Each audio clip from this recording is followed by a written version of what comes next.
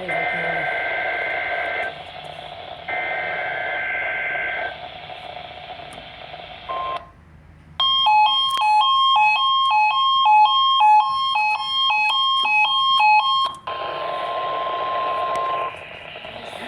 let's finish. Don't fall. The National Weather Service in Chanhassen, Minnesota has just activated the warning alarm on 13 weather radio stations across central and southern Minnesota and west central Wisconsin. During dangerous weather situations, specially built radios are automatically activated to warn for the hazard. Tests of these radios are normally conducted by the National Weather Service in Chanhassen every Wednesday at 1 p.m. If severe weather threatens the area near the normal test time, the test will be postponed until the next good weather day.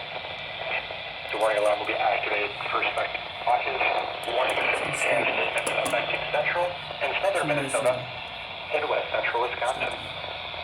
This concludes the test of the warning system. We now return to normal program.